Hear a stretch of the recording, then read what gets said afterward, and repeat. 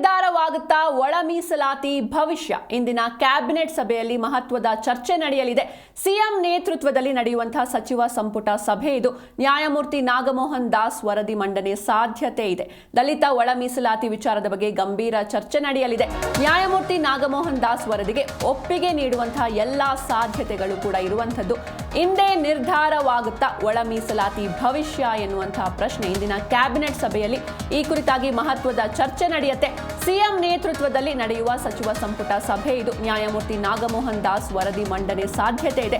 ದಲಿತ ಒಳ ಮೀಸಲಾತಿ ವಿಚಾರದ ಬಗ್ಗೆ ಗಂಭೀರ ಚರ್ಚೆ ನಡೆಯಲಿದೆ. ನ್ಯಾಯಮೂರ್ತಿ ನಾಗಮೋಹನ್ ದಾಸ್ ವರದಿಗೆ ಒಪ್ಪಿಗೆ ನೀಡುವಂತಹ ಸಾಧ್ಯತೆ ಕೂಡ ಹೆಚ್ಚಿದೆ. ದಲಿತ ಒಳ ಪಂಗಡ ವರದಿ ಒಪ್ಪಿಕೊಳ್ಳುವಂತಹ ಸಾಧ್ಯತೆ ಸಾಕಷ್ಟು ಇರುವಂತದ್ದು. ಹಲವು ಮಹತ್ವದ ವಿಷಯಗಳ ಬಗ್ಗೆ ಇಂದಿನ ಒಂದು ಸಭೆಯಲ್ಲಿ ಚರ್ಚೆಯಾಗಲಿದೆ. ದಲಿತ ಒಳ ಮೀಸಲಾತಿ ವಿಚಾರವೂ ಕೂಡ ದೊಡ್ಡದಾಗಿ ಸದ್ದು ಮಾಡಲಿದೆ. ಯಾಕಂದ್ರೆ ದಲಿತ ಒಳ ಮೀಸಲಾತಿಯ ಬಗ್ಗೆ ನ್ಯಾಯಮೂರ್ತಿ ನಾಗಮೋಹನ್ ದಾಸ್ ಏಕಸದಸ್ಯ ಆಯೋಗ ಸರ್ಕಾರಕ್ಕೆ ವರದಿಯನ್ನ ಸಲ್ಲಿಸಿದೆ. ಈ ವರದಿಯನ್ನ ಮಂಡಿಸಲಿದ್ದು ಒಪ್ಪಿಗೆ ನೀಡುವಂತಹ ಸಾಧ್ಯತೆ ಕೂಡ ಇದೆ. ಇದೇ ವೇಳೆ ಆನ್ಲೈನ್ ಗೇಮಿಂಗ್ ಹಾಗೂ ಹೇಟ್ ಸ್ಪೀಚ್ ಕಡಿವಾಣಕ್ಕೆ ಕೂಡ ಕಾನೂನು ತರುವ ಬಗ್ಗೆ ಚರ್ಚೆಯಾಗಲಿದೆ. ಸಿಎಂ ಸಿದ್ದರಾಮಯ್ಯ ನೇತೃತ್ವದಲ್ಲಿ ರಾಜ್ಯ ಸಚಿವ ಸಂಪುಟ ಸಭೆ ನಡೆಯಲಿದೆ. ದಲಿತ ಒಳ ಮೀಸಲಾತಿಯ ಬಗ್ಗೆ ನ್ಯಾಯಮೂರ್ತಿ ನಾಗಮೋಹನ್ ದಾಸ್ ಒಳ ಮೀಸಲಾತಿ ವರದಿಯನ್ನ ಸರ್ಕಾರಕ್ಕೆ ಸಲ್ಲಿಸಿದ್ದಾರೆ. ವರದಿಯನ್ನ ಸಭೆಯಲ್ಲಿ ಮಂಡಿಸಲಿದ್ದು ಸಮಗ್ರವಾಗಿ ಚರ್ಚೆಯಾಗಲಿದೆ.